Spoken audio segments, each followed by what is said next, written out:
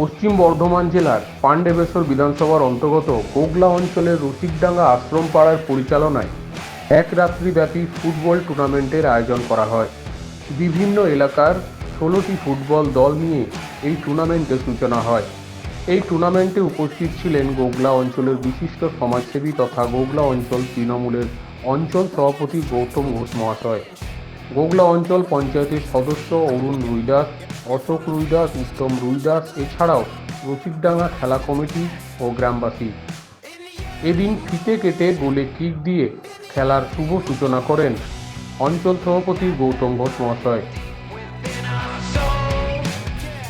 দেখুন, আমাদের গোগলা অঞ্চলে যে সকল খেলার প্রেমিক যারা খেলাধুলাকে ভালোবাসে, এই রসিকডাঙ্গার আশ্রম পাড়ার যে সকল কমিটি রাজার নেতৃত্বে, পঞ্চায়েতের আমাদের সদস্য অরুণ আছে, তারা আমাকে বলেছিলেন যে দাদা রাত্রেবেলায় একটা আমরা ফুটবল টুর্নামেন্ট করবেন, আপনি উপস্থিত হবেন।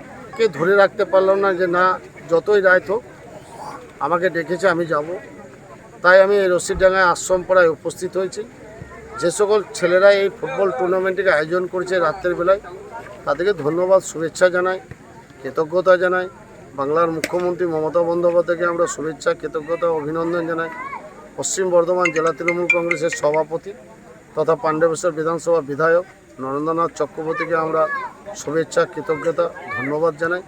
আগামী দিনে এই সকল যারা যুবকরা আছে আর তারা যারা খেলাধুলোকে ভালোবাসে, আগামী দিনে আমরা চেষ্টা করব এই রসিকডাঙ্গা আশ্রম পাড়ায় যারা কমিটি আছে খেলাধুলো আয়োজন করেছে তাদের পাশে দাঁড়ানোর আমরা তৃণমূল কংগ্রেসের থেকে যেরকম যত রকমের সাহায্যের প্রয়োজন আছে, কোনো ছেলে যদি খেলার আগ্রহী হয়, আমরা চাবো আমাদের গ্রাম অঞ্চল থেকে উঠে যে রাজ্যে যাক, জেলা থেকে জেলাতে যাক, এবং যদি ন্যাশনাল খেলাতে যেতে পারেন, ইন্টারন্যাশনাল, আমাদের তো ভাগ্যের ব্যাপার।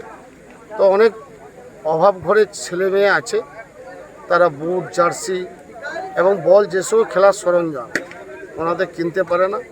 আমি তাদেরকে বলবো আমার সঙ্গে যোগাযোগ রাখবেন, তাদেরকে সব রকম সহযোগিতা আমি হাত বাড়িয়ে দেব। একের পর এক টুর্নামেন্টে খেলায় অংশগ্রহণ করে অবশেষে দুটি দল চূড়ান্ত পর্যায়ের খেলায় ছাড়পত্র পায়। দুটি দল হলো ইছাপুর ও চুচুড়িয়া ফুটবল দল। চূড়ান্ত পর্যায়ের খেলায় খেলতে নেমে দুটি দলের মধ্যে বল দখলের লড়াইয়ের জন্য হাড্ডাহাড্ডি লড়াই দেখা যায়। দুদলই চ্যাম্পিয়ন হওয়ার লক্ষ্যে গোল করার জন্য মরিয়া প্রচেষ্টা চালায়। অবশেষে 2-1 গোলে জয়ী হয়ে চ্যাম্পিয়ন হয় ইছাপুর ফুটবল দল। চূড়ান্ত পর্যায়ের খেলার পর টুর্নামেন্টের সেরা খেলোয়াড়দের পুরস্কৃত করা হয় এবং রানার্স উইনার্স দলের হাতে সুদৃশ্য ট্রফি ও নগদ অর্থ তুলে দেওয়া হয়। এদিনের এই নৈশ ফুটবল টুর্নামেন্টটি দেখতে মাঠে উপস্থিত ছিল ফুটবল উৎসাহী অসংখ্য দর্শক। তারা ফুটবল টুর্নামেন্টটি প্রতিটি খেলা আনন্দের সঙ্গে উপভোগ করেন।